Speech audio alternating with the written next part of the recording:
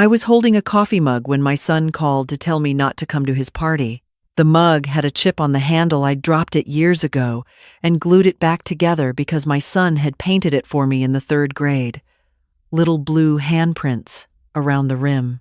I was standing at the kitchen sink looking at those handprints when he said the words, and I remember thinking how strange it was that something so small could hold so many years inside it.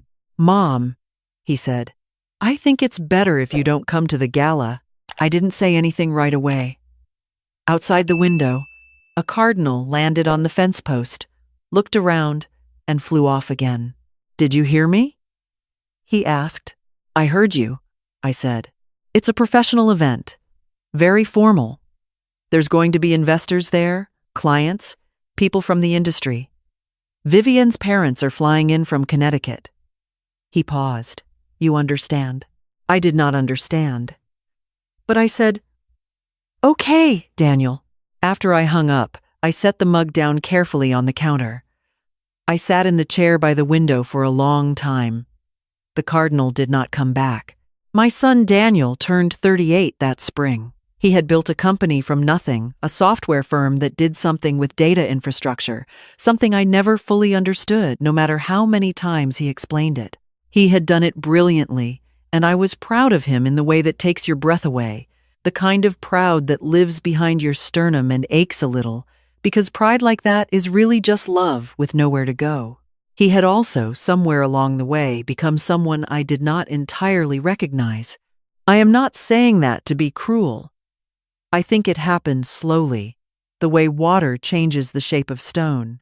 You don't notice it until one day you reach out to touch something familiar and find the edges have all gone smooth.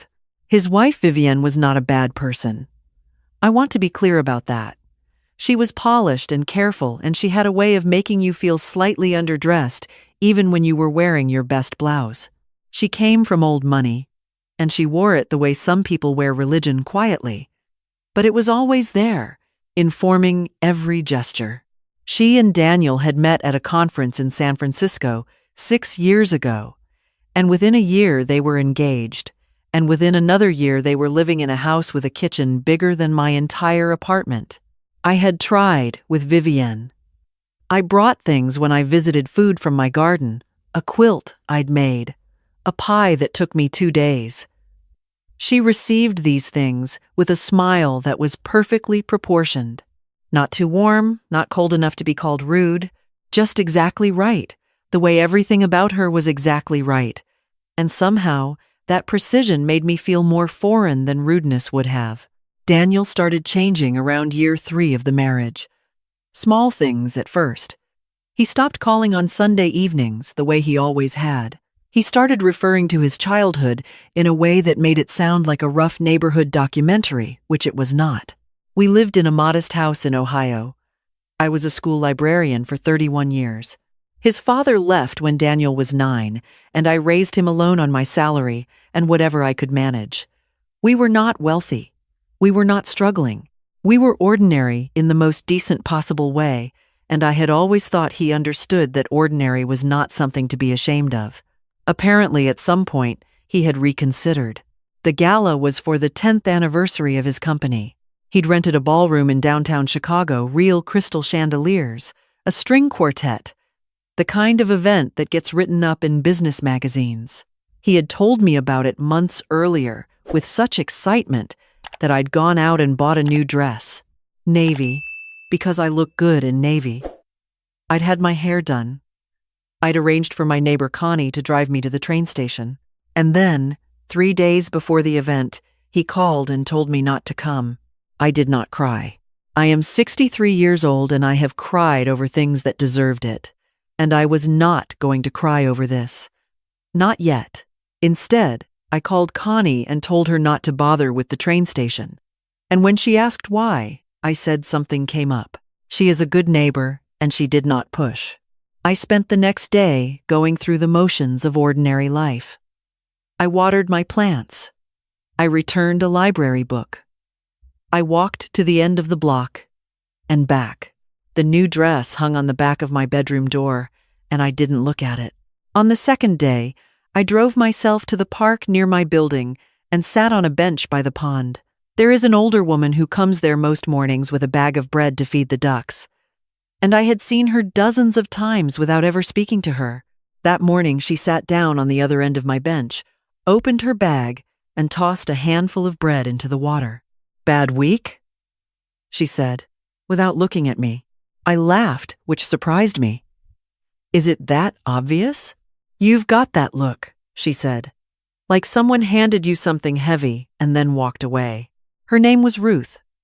She was 67, recently retired from a 40-year career as an administrator at a university. She had warm eyes and an unhurried way of speaking that made you feel like whatever you said would be received without judgment. We talked for an hour, maybe more. I told her about the dress on my door. She told me about her son. Her son was 34.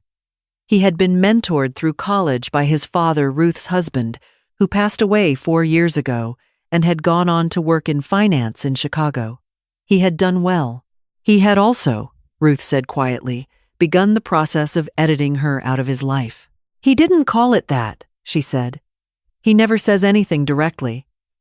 It's just fewer calls, shorter visits, explanations about why I wouldn't enjoy certain events, why I wouldn't fit in, why it was easier for everyone if I just—" She trailed off and tossed another piece of bread. The ducks jostled each other at the edge of the water. "He has a girlfriend from a very prominent family. I think she's embarrassed by me." "What is there to be embarrassed by?" I said. I genuinely wanted to know. Ruth smiled, but it was the kind of smile that's doing a lot of work. "I'm not glamorous. I wear sensible shoes. I say supper instead of dinner. I still have the same furniture I bought in 1989. She paused. "I think to them, I'm evidence of something they want people to forget." I recognized every word of that. Not because my situation was identical, but because the feeling underneath it was exactly the same. The feeling of being a reminder, of being inconvenient, of having raised someone who had decided that the person who raised them was not the kind of person they wanted to be associated with anymore. We sat there together while the ducks ate the bread and the morning moved around us. "His company anniversary gala is Friday," I said finally. "In Chicago. He called 3 days ago and told me not to come." Ruth looked at me. "My son's firm is hosting an event that same evening," she said slowly. "A dinner at a restaurant downtown. I was told it was family only. Then I saw the pictures on his social media. It's not family only." We looked at each other. I want to tell you it was a dramatic moment, that we both stood up at the same time with fire in our eyes and declared we were going. It wasn't like that. It was quieter than that. It was more like two people recognizing each other from across a very long distance, the way you sometimes spot someone in a crowd and realize they are carrying the same thing you are. "I don't want to make a scene," I said. "I don't either," Ruth said. "That's not the point." "What is the point?" I asked. She thought about it for a moment.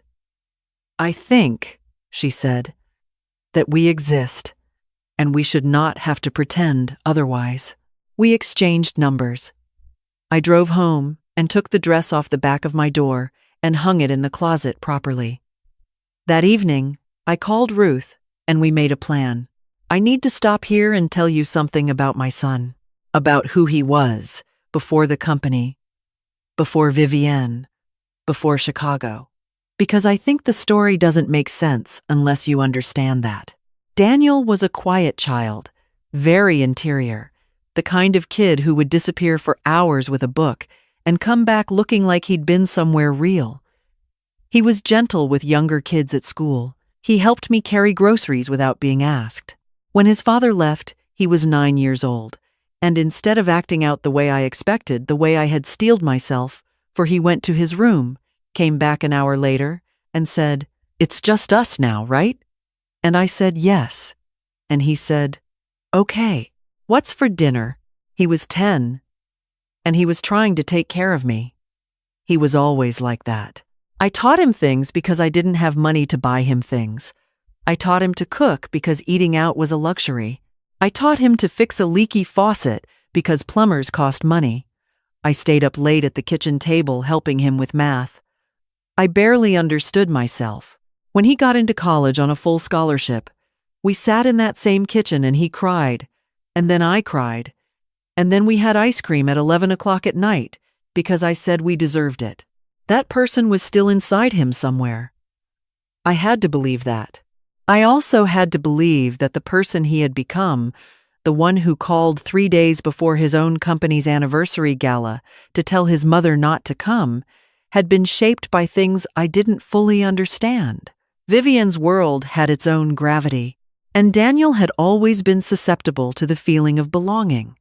He had spent his whole childhood on the outside of things, pressing his face against glass he couldn't afford to break. Now, someone was holding the door open, and he was walking through, and he was terrified. I think he was genuinely terrified that if I showed up, if this woman in her navy dress with her chipped coffee mug and her 31 years at a public school library showed up, the door might close again. I understood that fear. I just didn't think it excused the behavior.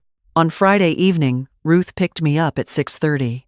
She was wearing a deep burgundy dress, and her silver hair was pinned up elegantly, and I told her she looked wonderful, which she did. She told me the same, and I believed her.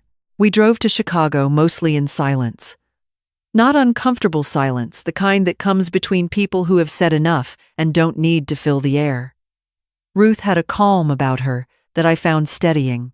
She had her grief for her husband, her quiet confusion about her son, her sensible shoes and her furniture from 1989, and she carried all of it without apology. "Are you nervous?" she asked as we got close to the city. "A little," I said. "Are you?" "Yes," she said. "But I keep thinking about something my husband used to say. He said the most powerful thing a person can do is simply show up and be exactly who they are. No performance, no armor, just present." I thought about that for the rest of the drive. The ballroom was on the second floor of a historic hotel in the Loop. Grand staircase, marble floors, the kind of place where your footsteps made a sound that reminded you the building had been there for 100 years. Ruth and I walked in from the parking garage, through the lobby, and toward the elevator. A young man in a black jacket at the entrance to the banquet floor asked our names. I said my name. He looked at his list, looked up, looked back at his list. "I don't see," he started. "I'm the host's mother," I said, not aggressively, just clearly. He opened his mouth and closed it again. Ruth stepped forward and gave her son's name and said she was his mother as well. Different event, same floor, and there was a moment, just a moment, where the young man seemed to be running calculations I would never have access to. And then he stepped aside. We took the elevator. The doors opened onto the sound of a string quartet, the clink of glasses, 200 people in formal wear moving through a room lit by chandeliers, long tables with white cloths, flowers I didn't know the names of, a banner that read, "Stellar Systems, 10 years of innovation," and below it, in smaller letters, a quote I recognized as something Daniel had said in an interview 3 years ago about building something from nothing. I stopped and read it. From nothing. He had built it from nothing. That was the story he told in magazines, in keynote speeches, in the interview I'd printed out and put on my refrigerator, that he had come from nowhere and built something from nothing. And standing there in that ballroom reading those words, I felt something sharp move through me, not quite anger, not quite grief, something else. The recognition that I was, apparently, part of the nothing. Ruth touched my arm lightly, not to stop me, just to let me know she was there. We moved into the room. I saw Daniel before he saw me. He was standing near the center of the room with a group of men in dark suits, laughing at something, completely at ease. And for a moment, I just looked at him. My son, 38 years old and successful, and laughing in a room of crystal chandeliers. He looked good. He looked happy, and I felt that ache behind my sternum again, the pride that lives there still, even now, even after everything. Then he turned and saw me. The laugh didn't stop immediately. It faded, the way sound fades when you walk into a different room, becoming something quieter and then quieter still until it was gone. The men around him noticed the change and looked in my direction. Someone said something to Daniel and he excused himself and walked toward me, and I could see from across the room that his jaw had tightened. "Mom," his voice was low, "I asked you not to come. I know. This is not the time or the place. I'm not here to cause a scene," I said. "I'm not here to embarrass you. I'm here because you are my son, and this is the 10th anniversary of something you spent your whole life working toward, and I would like to be present for it." He looked at Ruth. "This is my friend Ruth," I said. "She's here to support her son at his event tonight as well." We drove together. Daniel looked at me for a long moment. I could always tell when Daniel was deciding things he had done it the same way since he was 9 years old. That stillness behind his eyes, the slight tension in his shoulders. "Vivienne is he," started. "I know," I said. "I'll behave myself. I promise you. I will not do a single thing that could embarrass you in front of anyone in this room." He looked at his shoes. He looked at me. He looked at the room full of people who were not watching us, but would notice if we stood here much longer. "Fine," he said quietly. "But please." He stopped. I could see him searching for the word. "I'll be careful," I said. He walked back to his group, and I could see from the set of his shoulders that something in him was working very hard. Ruth and I found a table near the side of the room and sat down. A waiter brought water and a small card with the evening's menu. The quartet was playing something I didn't know, but that made me think of Sunday mornings. The room smelled like lilies. "Are you all right?" Ruth asked. "I'm fine," I said. And I meant it, actually. There was something clarifying about being here, about being in this room that had not been made for me, in a dress I had bought for an occasion I had almost been denied, sitting at a table that was not on any official list. There was something almost peaceful about it. Vivienne found us about 20 minutes later. She was wearing a gown the color of champagne, and she had the bearing of a woman who had been trained from childhood to enter rooms without appearing to try. She stopped at our table and looked at me, and then at Ruth, and then back at me, with an expression that was too disciplined to show what was actually going on underneath it. "Margaret," she said. "Vivienne," I said. She sat down. For a moment, she said nothing, and I let the silence exist without trying to fill it. "I asked Daniel to handle this," she finally said, very quietly. This was not a public conversation, and she intended to keep it that way. "He said he spoke with you." "He did," I said. "Then I don't understand why." "Because he is my son," I said, "and because I raised him in a kitchen the size of this table, and I helped him with homework I barely understood, and I worked 31 years so that he could have every opportunity I could give him. And I think, if you can be honest with me, Vivienne, I think you know that I don't deserve to be invisible." Vivienne was quiet for a long time. Beside her, Ruth was sitting very still, not intervening, just present. "It's not about deserving," Vivienne said finally, and her voice had shifted slightly, the precision loosening just a fraction at the edges. "It's about the image he's built, the story. People here tonight have known him for years. They know him as someone who came from nothing," I said. I read the banner. Vivienne looked at her hands. "I'm not going to stand up and give a speech," I said. "I'm not going to tell anyone anything. I'm going to sit here and have dinner and watch my son be celebrated for something extraordinary that he built. And then I'm going to go home. That is all." Something moved across Vivienne's face. Something I hadn't seen before, or maybe I had seen it and not recognized it. The way you sometimes don't recognize an emotion in someone until you've felt the same thing yourself. She looked, for just a moment, like a person who was tired of maintaining a very large and expensive-looking structure that she had started to suspect was not entirely hers. "He does love you," she said. So quietly, I almost didn't catch it. "I know," I said. "I love him too. That's why I'm here." She stood up and smoothed her gown and walked back into the room, and I watched her go. Ruth reached across the table and put her hand over mine briefly. She didn't say anything. She didn't have to. The dinner was, objectively speaking, very good. I ate and I watched, and I did exactly what I had promised. I was careful. I was quiet. I was just there. I watched Daniel give a speech that was polished and funny, and occasionally moved me in ways I didn't expect. He talked about the early years of the company, about the risk, about the sleepless nights and the pivots, and the one terrible quarter when he almost lost everything. He talked about his team like they were family.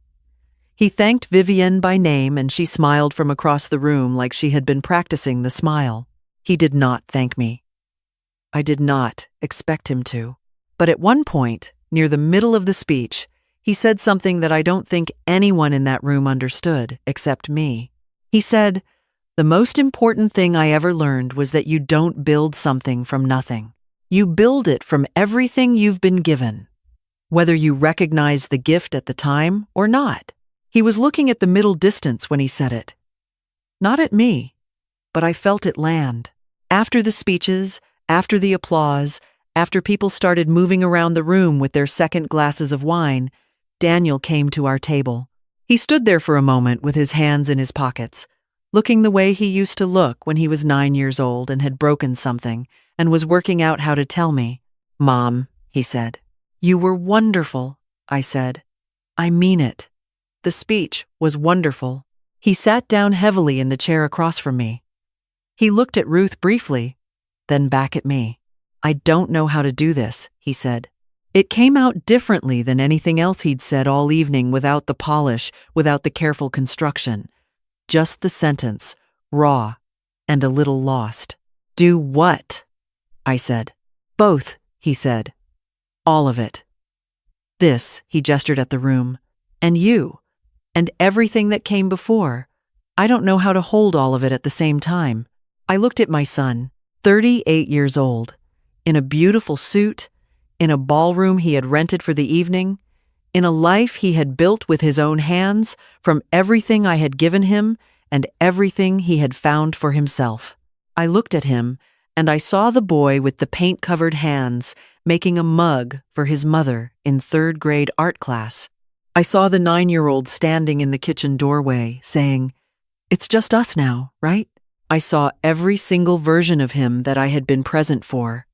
All of them living inside this man who did not yet know how to hold the past and the present in the same hand without one of them breaking. "You don't have to hold them apart," I said. "That's the thing, Daniel. You've been treating them like they can't exist in the same room. But they can. They've been doing it all along." He looked at the table for a long time. "I shouldn't have called you," he said. "The other day, I shouldn't have said." "No," I said. "You shouldn't have." He stopped, started again. Vivian's parents were already there. Was a lot of pressure about how everything looked, and "I know," I said. "I understand the pressure. I don't think you're a bad person, Daniel." He looked up. "You can want the life you have," I said. "You can want the success, and the house, and all of it, and still know where you came from. One does not cancel the other. But when you start erasing people to make the story cleaner, that's when you lose something you cannot get back. And I'm not talking about me, I'm talking about yourself." He was quiet for a long time. "I put it in the speech," he said finally, quietly. "What you said once, when I was in college, about how nothing is ever really from nothing. I changed the words, but it was yours." "I know," I said. I recognized it. He looked at me with something in his eyes I hadn't seen in years. Something unguarded. "I've been doing everything wrong," he said. "You've been doing some things wrong," I said. "You've done a lot of things very right. Hold both." Ruth stood up then, gently, and said she was going to find the restroom, which I think was her way of giving us the space that the moment needed. I watched her cross the room in her burgundy dress and her sensible shoes, unhurried, entirely herself. Who is she? Daniel asked. A friend, I said. We met by accident 3 days ago at a duck pond. She was being kept out of her son's life the same way you were keeping me out of yours. I paused. There are more of us than you might think. He absorbed that. Is her son here tonight? Different event, different floor, I said. She came to support him even though he didn't ask. Same as I came to support you. He turned his glass slowly on the table. Outside the windows, Chicago was lit up and huge and going on without any knowledge of this conversation. I don't want to be that person, he said. It was the simplest thing he'd said all evening.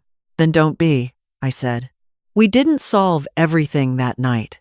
I want to be honest about that. We didn't sit there and unravel 6 years of distance in a single conversation over dinner in a ballroom with a string quartet playing in the background. That is not how people work, and anyone who tells you otherwise is selling something. What happened was smaller and more real than that. My son and I sat at a table and spoke to each other without armor, for the first time in longer than I could name. Vivienne came by once and paused, and then, to my genuine surprise, pulled up a chair, and the three of us sat together for perhaps 15 minutes and talked about nothing important. The restaurant they'd been to the previous week, a movie she'd seen, a book I was reading. Small talk. Easy talk. The kind of talk that is actually very large because it means two people have decided to try. Ruth came back and was introduced to Daniel, and they shook hands, and he thanked her for driving me, which she received graciously. We left before the event ended. Ruth and I said our goodbyes and walked back through the lobby, past the marble floors and the sound of our own footsteps, and out into the night where Chicago hummed and glittered around us. In the car, neither of us spoke for a while. How did it go with your son? I asked eventually. Ruth considered for a moment. He was surprised, not angry, which I didn't expect. We spoke briefly. His girlfriend was polite. More polite than I expected, actually. She paused. It's not fixed, but I think he understood something tonight that he didn't understand before. What was that? That I'm not going away, she said. Not out of stubbornness, not out of anger. Just I exist, and I love him. And those two facts are not going to change, no matter how inconvenient they are for the story he's trying to tell about himself. I looked out the window at the city moving past. I exist, I said. It was not a complaint. It was not an accusation. It was just a statement of the plainest possible fact. And sitting there in the dark of the car with my navy dress and my friend, who I had met 3 days ago at a pond, it felt like the most important thing I could say. You do, Ruth said. I thought about my son's face when he'd said, I've been doing everything wrong. I thought about Vivienne pulling up a chair. I thought about the mug on my kitchen counter with the little blue handprints, the one I had glued back together because I wasn't willing to throw it away. Some things are worth the gluing back. Some things deserve the effort of being kept whole, even when they've cracked. Even when it would be easier to let them go. I am 63 years old. I raised a son by myself in a small house in Ohio. I worked 31 years in a public library, and I read to children who would never remember my name. And I lived an ordinary life with so much in it that if I started counting, I would run out of evening before I ran out of things to count. I am not nothing. I never was. I know exactly who I am. And I came home from Chicago that night and put the kettle on and sat down at my kitchen table in the quiet house and held my coffee mug with the chipped handle and the blue handprints, and I did not feel like I had won anything. I just felt like myself, fully, entirely, without apology, myself. That felt like enough. It felt like more than enough. It felt like everything.